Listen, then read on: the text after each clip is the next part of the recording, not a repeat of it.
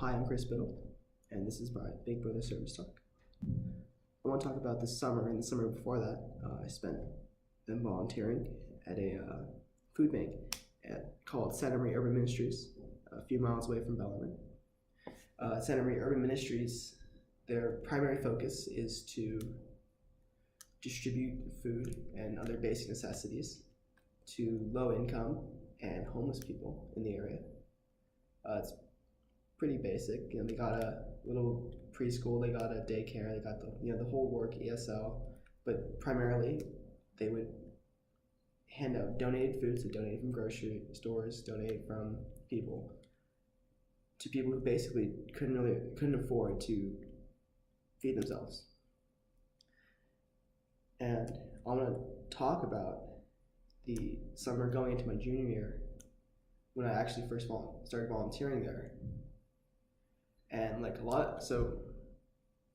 little flashback, like a lot of Bellarmine students, I was really interested in doing service. I was really interested in, this whole concept of social justice and doing what you can to help others. But I didn't really know what I was doing. I liked the idea. I, fantasized about that, but I hadn't really done anything to put it to test. So I dragged a friend along with me to go volunteering at this place I'd never been to before. I didn't know anyone there. And I really began to fall in love with it. I really began to fall in love with not just the idea, but the actual action of volunteering, because the people I saw, the people I met, people who were suffering, people who were helping to alleviate that suffering, it really struck me that the amount of poverty in the Bay Area, the stat 1 in 3 children does not have enough to eat. They don't know where the next meal is coming from. But until you really see that in front of you, and so you can see that 1 in 3 children in front of you, you don't really understand it. It's just a stat. And I want to talk about how I came to realize that stat. I came to realize this stat through people like Alfonso Mendez. Alfonso was a refugee from Colombia. He has been living in America for about 20 years, I believe.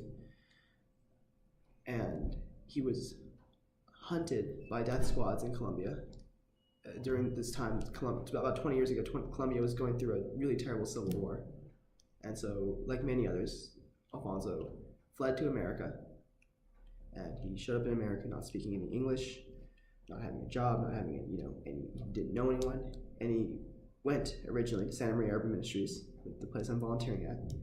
And they were the ones that taught him English. They were the ones that helped him get a job, write a resume, get interviewed, all this stuff that everyone has to go through. But Alfonso had such a disadvantage because he was in a foreign place. It's like packing your bags and just moving to, say, France and not knowing anyone or speaking the language. So Alfonso, after a lot of struggles, he finally ended up getting some pretty well-paying jobs, and in return, he began to spend his weekends volunteering at Santa Maria, the place that had helped him so much in the beginning. And as he started volunteering more and more, they eventually offered him a position there, operations manager, which is basically in charge of the whole thing. And the pay was not nearly as well as his job.